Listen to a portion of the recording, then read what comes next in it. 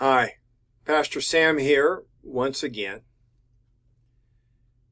You remember that quotation I used the last time we were together about history being written by the winners? The last time we were looking at the relationship between the prophet or judge Samuel and King Saul. If you recall, Samuel was the last judge. He oversaw a loose confederacy of tribes. He would call them together, as had the other judges, and organize them to resist invaders. But then, after the invaders were repelled, the people of Israel would return to a loose confederacy, a tribal way of being in the world where there was not much organization between them. And so the people grew tired of having no organization, of being constantly invaded. And so they asked for a king, seeing a king as being the solution to their problems. Now, from Samuel's perspective, and from God's, we are told, this is the rejection of God as king and putting in God's place a human being. And yet, God and Samuel agree. Saul becomes king. Saul is portrayed as a man who is tall, with low self-esteem, who struggles to govern, who continuously borrows authority from Samuel, who has mental health issues, and eventually who fails, who dies with his son Jonathan in battle. During the same part of the saga, David emerges as a hero or even a superhero. Again, history is written by the winners. A close look at the stories of David shows that he was charismatic and he was ruthless. He built folk tales around himself that would endear him to the common people the whole time that he was centralizing power, entering into huge building campaigns, launching armies to fight wars, to make the territory of Israel larger. He was a man who was quite willing to steal somebody else's wife. And although confronted periodically by prophets like Nathan, David pretty much accelerated the nation of Israel to be what it ended up being in the time of Solomon, which was a tyranny. So David is portrayed as this wonderful, faithful, musical type of guy who expands the nation of Israel to being its maximum size, the great empire, and beyond the empire of having great influence in the Middle East.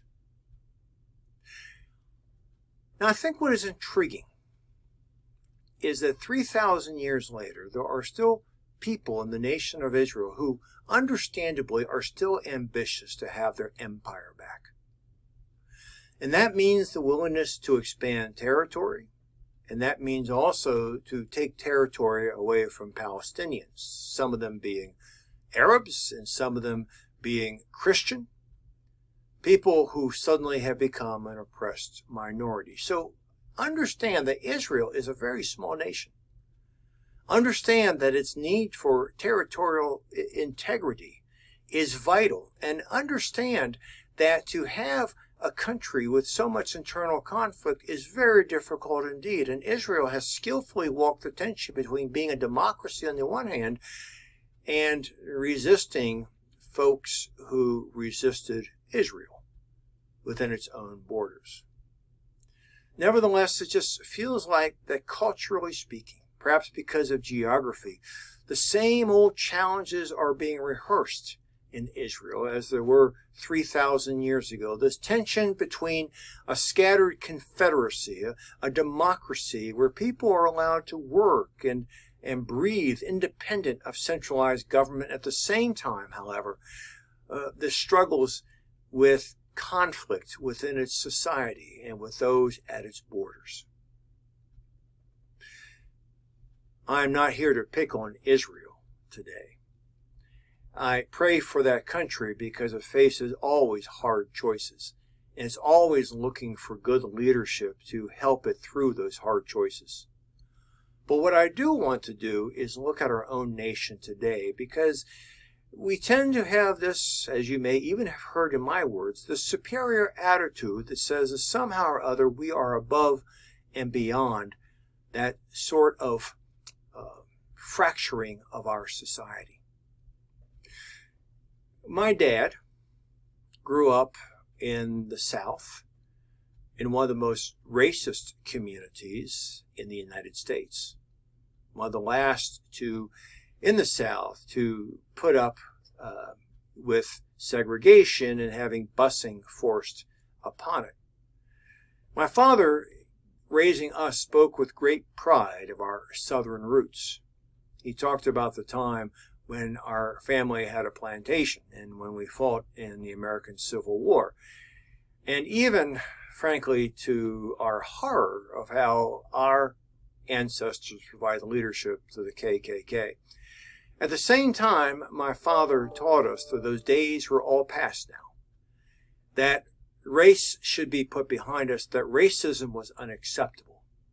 And so he worked very hard to make sure that we lived in places where there were folks of African ancestry around us. He made sure that I had black friends. He made sure that I was not part of the racism in the school, my high school, which was newly integrated. In fact, I had, I think with his support, the first integrated intramural team in that school. Integrated meaning we had folks who were African American, we had folks who were Chinese, we had folks who were gay, we had folks who were just plain white bread like me. It was something that school had never seen before, and it was not so unusual to me. It didn't feel strange to me because of the way I was raised. But note how far my father had come, not just with me, but with my siblings, to make us into different people than how he was raised. Now it's been my turn in this generation, and yet I have to look back and say, it's not been 3,000 years. It's only been a few decades since Jim Crow came to an end, that we continue to have racial battles, and yet it is my responsibility, with those of many of my peers, to move the ball forward as my father tried to do. The culture still clings to us closely. James Faulkner is quoted of saying, the past is never dead, it's not even past. And the fact of the matter is that if we are not dedicated to the battle for racial justice, if we are not dedicated to the battle for equalization of our financial resources, if we are not dedicated to the American dream, to be a city set on a hill, then we have failed those past generations who have progressed us to this point.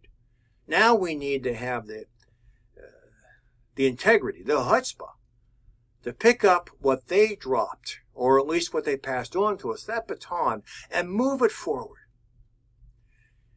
The challenge, after 3,000 years, for Israel is to have the vision to figure out how to find reconciliation and peace and share the abundance of that nation, and to cease conflicting with each other and to create a new consensus. And yet we also recognize that it has many risks and many dangers involved with that effort. And rather than looking to them, we need to look at ourselves and recognize that we are even farther behind in some ways. We need to stop pretending that we have fully integrated, fully reconciled as a society. History clings so close. The accretions of the past, the sins of our fathers and our mothers are still with us. Truly, it can be said of us that our parents ate sour grapes and yet our teeth are set on edge. Think about now, in our segregated society, in this divided community, how we can overcome those lines and we can become inclusive, that the human family can be realized by us in our own families and amongst our friends in the neighborhoods in which we live. It's a good challenge.